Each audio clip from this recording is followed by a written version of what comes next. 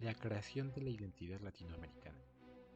Después de las independencias latinoamericanas, que se dieron de forma sucesiva en la primera mitad del siglo XIX, comenzaron a surgir nuevas problemáticas con respecto al camino que las nuevas naciones americanas debían seguir. Además, se suscitó un problema muy curioso, el cual fue el de la identidad. Los habitantes de América se sentían identificados con el régimen español antes de las independencias, pero ahora se encontraban en una búsqueda de identidad propia, que los uniera como americanos, y que al mismo tiempo resaltara las características de cada nación. Veamos pues cómo es que fue esta búsqueda cultural de la América independiente. El 22 de junio de 1856, una treintena de intelectuales y políticos de prácticamente todas las repúblicas del sur se daban cita en París bajo el nombre de la Iniciativa de la América, con el más que ambicioso objetivo de desandar el camino hacia la unidad americana. El primero en utilizar el término de América Latina fue el francés Michel Chevalier en 1836. El concepto de Chevalier era que existía una América esencialmente latina, que se oponía a una América anglosajona, es decir, a los Estados Unidos.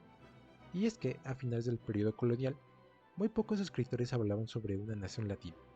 Sin embargo, sí existía cierto nivel de pertenencia del americano, que se identificaba con el conjunto de todos los reinos de Indias, y en este sentido de pertenencia oscilaba entre lo político y lo cultural. Existió un intento por crear un sentimiento de unidad americano.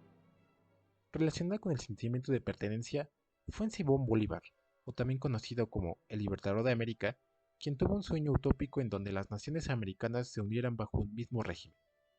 Sin embargo, el Libertador era consciente de que la creación de esta unidad tenía varios impedimentos por delante. El continente era demasiado extenso para poder gobernarlo todo, no existían comunicaciones terrestres ni marítimas eficientes, las fuerzas productivas de las naciones americanas eran débiles, y además no existía un centro político y económico lo suficientemente fuerte como para llevar las demás naciones hacia la centralización. De todas formas, Bolívar organizó el Congreso Anfictiónico de Panamá en 1826. La base para la convocación de este congreso fue el ensayo de Bernardo de Monteagudo, denominado Ensayo sobre la necesidad de una federación general entre los estados hispanoamericanos y plan de su organización. Para infortunio de Bolívar y del resto de americanos que compartían su sueño, el congreso resultó en un completo fracaso, debido a la abstención de participación por otras naciones americanas, como Brasil, Paraguay, las Provincias Unidas del Río de la Plata, y entre otros. Además, Gran Bretaña había movido sus influencias para que los estados americanos no lograran concretar una alianza marítima, ya que estos podían afectar su comercio marítimo. El Congreso se disolvió, acordando volver a reunirse con un clima político más benigno. En cuanto al imaginario del resto de América Latina, hay que recordar que las independencias se suscitaron gracias a las élites, concretamente a los criollos. En esa dirección, su sentido de pertenencia estaba más ligado a lo que ellos conocían, las cabeceras de los virreinatos, que les daban cierto sentido de comunidad que le otorgaba entre otras cabeceras y el resto de la periferia. Tampoco hay que olvidar que hasta mediados del siglo XIX, en los territorios americanos, la idea de una nacionalidad aún estaba ausente. En el caso de México, el sentimiento de nacionalidad se articuló sobre la base del imaginario del criollo que se veía a sí mismo como un heredero despojado. Es decir, que la clase dirigente nacida en América reclamaba su derecho de gobernar el país. Derivado de esto, se comenzó a querer rescatar el pasado mexica, a repudiar la conquista española, y la devoción por la Virgen de Guadalupe aumentó.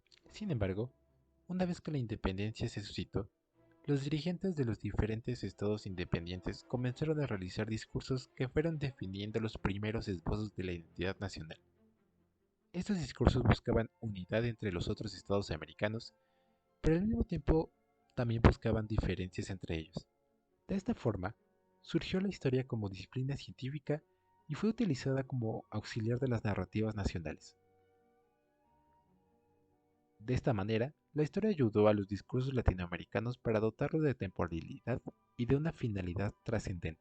Gracias a la introducción de la historia a los discursos políticos, se fueron creando las figuras de los héroes y villanos nacionales, dedicados a fundamentar las ideologías de los partidos políticos que surgieron a lo largo del siglo XIX, es decir, las luchas entre liberales y conservadores.